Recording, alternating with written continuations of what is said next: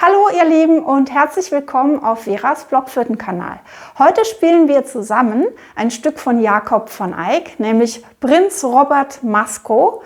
Und das ist für 2 Altblockflöten von mir arrangiert, sodass ihr das mit der Altblockflöte mitspielen könnt. Bevor es richtig losgeht, muss ich euch noch sagen, falls ihr es noch nicht wisst, mein Weihnachtslieder-Mitspielkurs ist herausgekommen. Da könnt ihr 20 Weihnachtslieder mit jeweils wunderschönen Variationen mitspielen, entweder für die Sopranblockflöte oder für die Altblockflöte. Die Noten bekommt ihr dazu und ganz viele Audios zum Mitspielen mit Cembalo-Begleitung.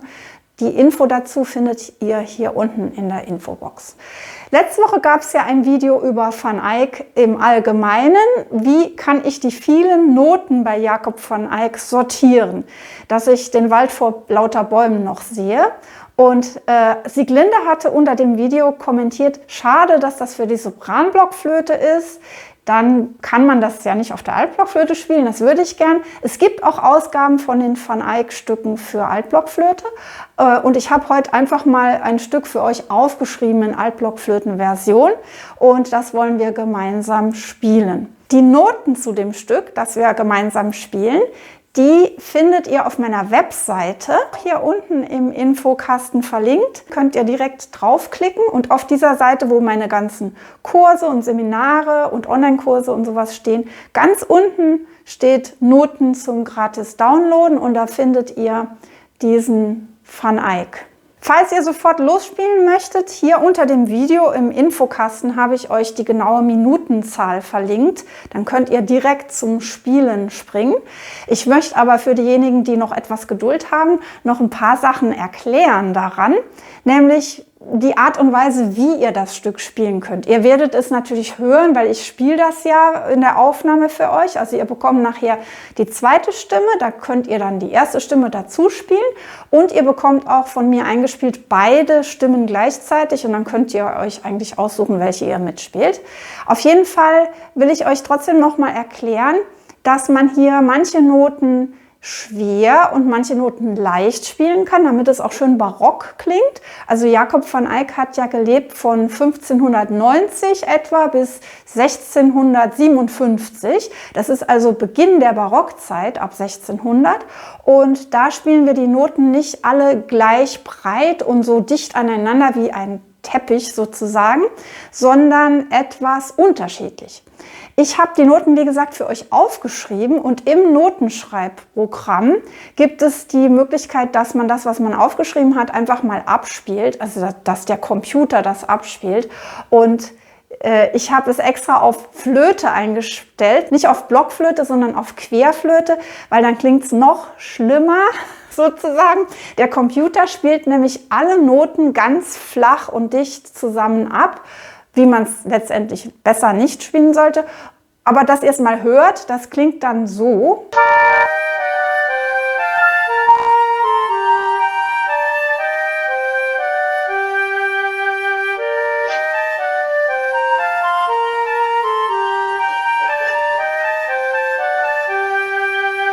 Ja, da waren jetzt alle Noten korrekt gespielt, aber es hatte noch keine barocke Artikulation und ja, Unterschiedlichkeit in den Tonlängen. Wir verändern nicht den Rhythmus, aber anstatt zum Beispiel den Beginn des Stückes so ganz dicht und breit aneinander zu spielen, nämlich so,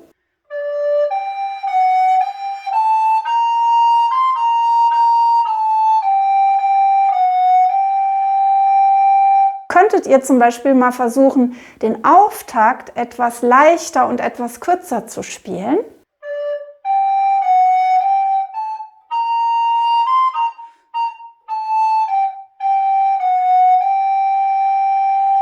Und wie ihr gehört habt, zieht sich der Auftakt immer durch das ganze Stück. Also wenn ich die erste Note als Auftakt hatte, dann habe ich im ersten richtigen Takt die letzte Note im Takt auch schon wieder als Auftakt zum nächsten Takt und so weiter. Also immer auf die letzte Viertelnote im Takt achten, dass die wieder schön leicht und auftaktig klingt. Das erfordert also ein bisschen deutlichere Artikulation, also ruhig auch mal Unterschiede machen zwischen Dü und Tü, also zwischen weicher und härter angestoßen. Dazu habe ich auch schon ganz viele Videos gemacht. Da kennt ihr euch wahrscheinlich auch schon aus jetzt. Und genau, jetzt schauen wir mal, wie das Stück weitergeht. Dann kämen ja einige Achtelnoten und das klingt dann in der Computeraufnahme ungefähr so. Ich habe das mal nachgespielt.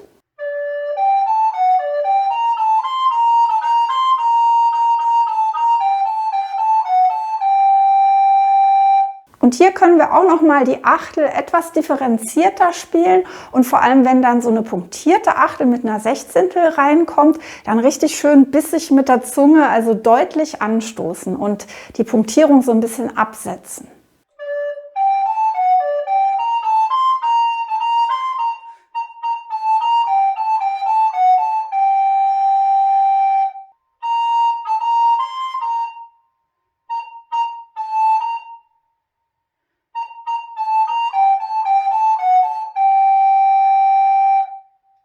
Ja, und mit Punktierungen geht es dann auch weiter.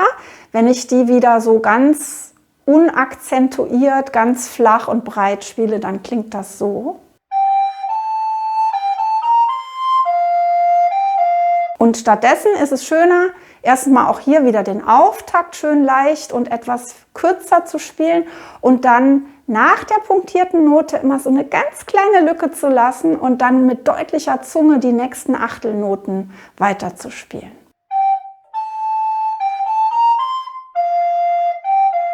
Das gleiche gilt auch für die zweite Stimme. Die ist zwar in dem Fall Begleitung, die ist eigentlich wie ein Bass geschrieben, aber auch hier könnt ihr ganz viel Schönheit und Leichtigkeit in das Stück reinbringen, wenn ihr nicht so spielt,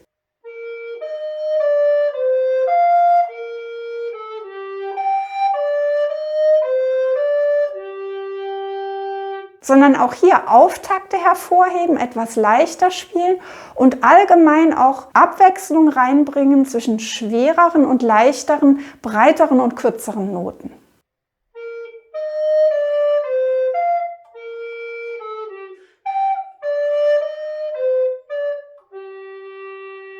Hier habe ich noch ein anderes Beispiel aus der zweiten Stimme.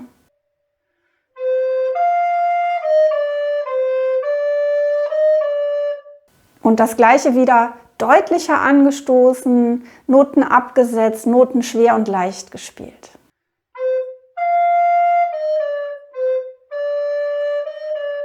So, und in den Aufnahmen werdet ihr das auch hören, dass ich das so gemacht habe. Ja, dann steht dem nichts mehr im Wege, dass ihr mitspielen könnt. Wenn ihr euch jetzt die Noten ausdruckt und eure Flöte schnappt, dann geht es los. Falls euch das heute gefällt hier, dann freue ich mich über einen Daumen hoch und natürlich, wenn ihr nächstes Mal wieder dabei seid auf Veras Blockflötenkanal. Viel Spaß beim Mitspielen!